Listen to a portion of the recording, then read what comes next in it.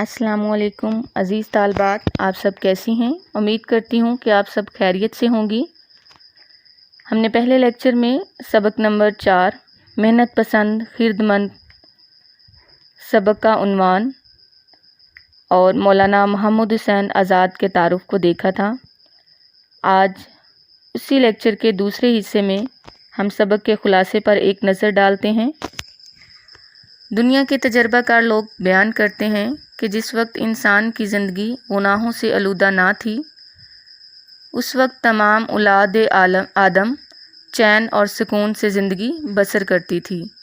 خوشحالی کا دور دورہ تھا اور لوگ قدرتی اشیاء کی فراوانی سے بھرپور فائدہ اٹھاتے تھے۔ انہیں اپنی ضروریات بہم پہنچانے کے لیے کسی محنت اور کاوش کی ضرورت نہ تھی۔ جنگلوں میں پیدا ہونے والے پھل ان کی غذا اور چشموں کے پانی ان کے لیے آب حیات تھے۔ فطرت کا ماحول بڑا خوبصورت تھا اور ہر طرف خوش آواز پرندے چہچہاتے اور جنگلی جانور خوشی سے اچھلتے اور کودتے پھرتے تھے۔ اتفاقاً ایک وسیع میدان میں پھولوں کا ایک ایسا تختہ کھلا کہ اس کی خوشبو سے دنیا مہک اٹھی۔ اس کی بو گرم اور تیز تھی۔ اس کی تاثیر یہ ہوئی کہ لوگوں کی طبیعتیں اور نیتیں بدل گئیں۔ وہ یہ سمجھنے لگے کہ دنیا میں جتنا بھی آرام و سکون کا سامان ہے وہ صرف ان کے پاس ہی رہے۔ لوگوں کے اس انداز فکر نے فریب، سینہ زوری، چالاکی جیسی برائیاں پیدا کی اور پھر ان کی کوکھ سے غارت گری، تاراج اور لوٹ مار نے جنم لیا۔ لوگوں میں غرور اور خود پسندی کا جذبہ ابھرا۔ دنیا کا سکون تباہ ہو گیا۔ وہ لوگ جو بے احتیاجی کو امیری سمجھتے تھے، یہ خیال کرنے لگے کہ دنیا میں جو کچھ ہے وہ انہی کا ہو جائے اور کسی دوسرے کو کچھ نہ ملے۔ اس بد نیتی اور لالچ کی سزا لوگوں کو یہ ملی کہ غربت اور افلاس ان کا مقدر بن گئی اور وہ ملک جو کبھی خوشحال تھا قحط سالی کا منظر پیش کرنے لگا۔ ہر شخص محتاج ہو گیا۔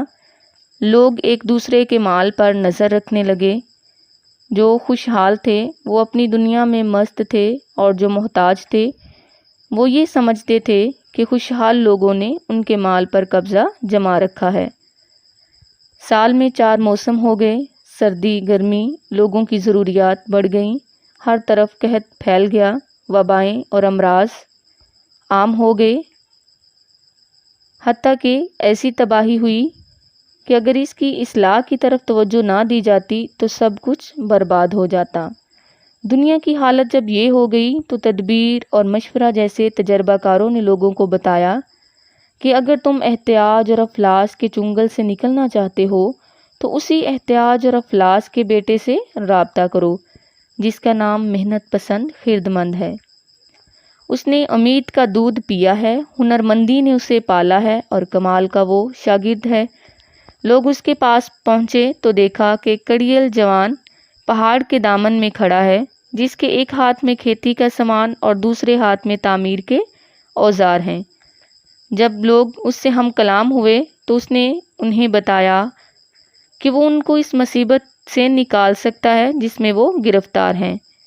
اگر انہوں نے اس کی ہدایات پر عمل کیا تو یہی تباہ حال دنیا گل و گلزار بن جائے گی اور پہلی سی خوشحالی لوٹ آئے گی۔ مختصر یہ کہ محنت پسند خیردمند نے اپنے 2 ساتھیوں ہمت اور تحمل کو ان کے ساتھ کر دیا۔ وہ لوگوں کو جنگلوں اور پہاڑوں میں لے گئے۔ وہاں انہوں نے لوگوں کو کان کنی، زمین کو ہموار اور کاشت کرنے، دریاؤں کا رخ موڑنے اور تالابوں سے کھیت سینچنے کے گر سکھائے۔ نتیجہ پھر یہ ہوا کہ اس محنت پسند نے دنیا پھر سے حسن و سکون کا مرکہ بنا دی۔ ہر طرف آبادیاں نظر آنے لگیں، گلزاروں میں چہل پہل ہو گئی، دنیا کی خوشحالی لوٹ آئی اور محنت پسند خیردمند سلطان محنت پسند کا لقب اختیار کر کے دنیا پر حکومت کرنے لگا۔ عزیز طالبات، ہمارے لیکچر کا دوسرا حصہ جو کہ خلاصے پر مشتمل تھا کمپلیٹ ہوتا ہے۔ آپ سب کا ہوم ورک یہ ہے کہ آپ نے خلاصے کو تحریر کرنا ہے۔ آپ سب اپنا خیال رکھیے گا، خوش رہیں، آباد رہیں، خدا حافظ۔